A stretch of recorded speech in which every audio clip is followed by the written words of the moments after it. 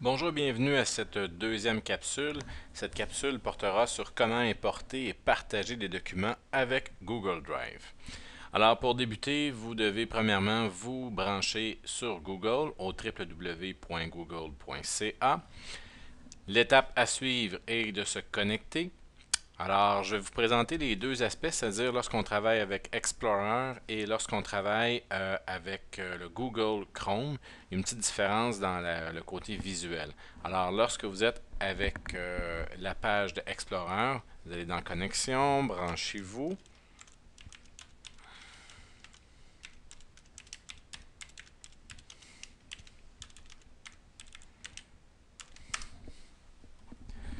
Donc, lorsqu'on est branché, je vous rappelle qu'on voit notre nom ainsi que l'icône partagée. La petite cloche indique s'il y a des modifications et si vous avez placé une image, ben, c'est votre image qui va apparaître ici dans le coin. Alors, ceci, c'est votre profil. Et si vous êtes avec Chrome, la différence, c'est que vous allez avoir l'icône ici qui est les petits points pour application. Donc, lorsqu'on veut se rendre à Google Drive, parce qu'aujourd'hui c'est vers là qu'on va se rendre, on clique sur Application, on choisit l'icône. Donc, dans mon cas ici, c'est aller dans Google Drive. Et lorsque vous êtes avec Explorer, vous avez une barre noire et vous regardez en haut, vous avez Images, Map, Play, ainsi de suite. Et vous avez Drive, seulement qu'à cliquer sur Drive. Donc, lorsque vous arrivez sur Drive, le visuel va ressembler à ceci. Vous allez retrouver dans le côté gauche une barre de déroulement avec mon Drive, partagé avec moi, suivi, récent, plus. Alors, et là, vous avez toutes les informations. Aujourd'hui, dans le fond, premièrement, il faut savoir qu'est-ce que c'est que Google Drive. Google Drive, c'est un endroit où on peut placer de l'information, on peut télécharger et l'image qu'on entend souvent parler, le cloud. Alors, c'est un endroit où tout ça va rester et peu importe où vous allez être dans le monde, vous pouvez avoir accès à vos dossiers. Un petit point intéressant, pas contrairement, mais par rapport avec Dropbox, c'est le double d'informations qu'on peut y loger. Donc, lorsque vous êtes avec Google Explorer, aujourd'hui, ce qu'on veut, c'est aller se chercher dans mon Drive, télécharger un document. Alors, le document qu'on vous a remis aujourd'hui en réunion vous disait que vous devez vous rendre, importer un document, un fichier, qui va se trouver sur le réseau partage enseignant. Vous vous rendez dans la capsule technopédagogique, retour classe inversée. Il vous reste juste à faire ouvrir. Une boîte de dialogue qui va apparaître dans le coin inférieur droit où on vous dit que tout est converti, tout est arrivé. Le concept du converti, c'est lorsque vous venez voir ici au retour de classe inversée, le logo que vous voyez, c'est le logo de Google Doc. Lorsque c'est un document Word, vous allez voir, il y a le W.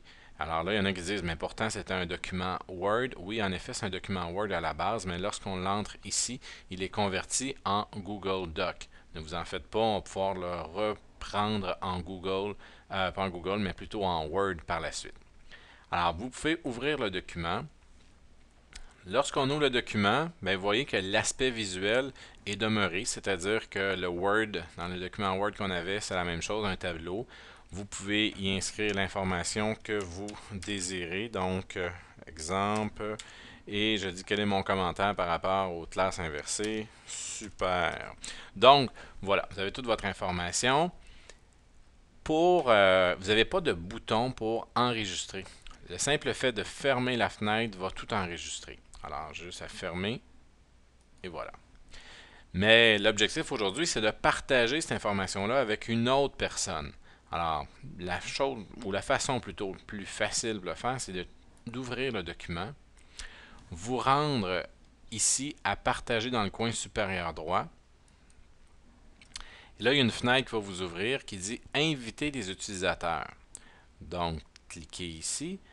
Inscrivez l'adresse ou le nom de la personne. Alors, lorsque vous aurez plusieurs contacts avec Google, vous pouvez marquer juste le nom de la personne. Dans mon cas ici, moi, je vais le partager avec Madame Mélanie Martin. Donc, j'ai cliqué et partager.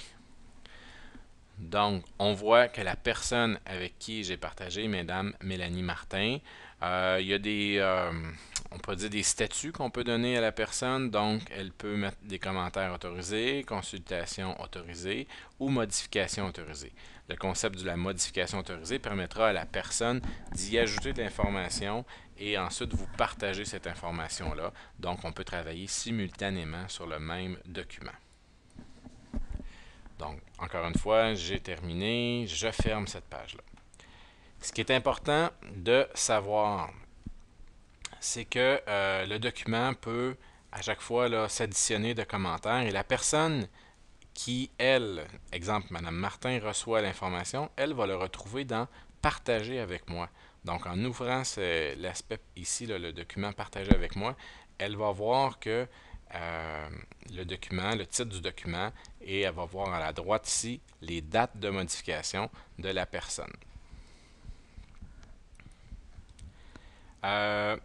Quand on veut convertir, c'est-à-dire une fois que j'aurai terminé le document, c'est-à-dire retour des classes inversées, lorsqu'il est terminé, je me dis, bon, mais là, maintenant, j'aimerais ça l'exporter et l'avoir en document Word. Rien de plus facile, on sera ici dans Fichier.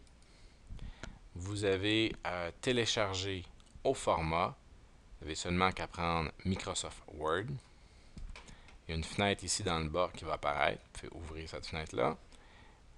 Et maintenant, vous êtes rendu en Word sur votre ordinateur. Donc, vous pouvez l'enregistrer, vous pouvez le modifier, vous pouvez l'imprimer.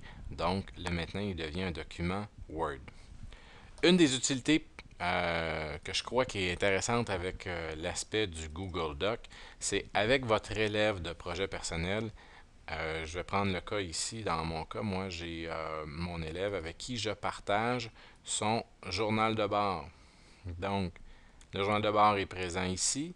Je peux voir les modifications qu'il fait. On peut insérer nos commentaires et au fil du temps, je peux voir qu'est-ce qui se passe. Donc, exemple ici, j'ai marqué 18 octobre, visite à la BANQ.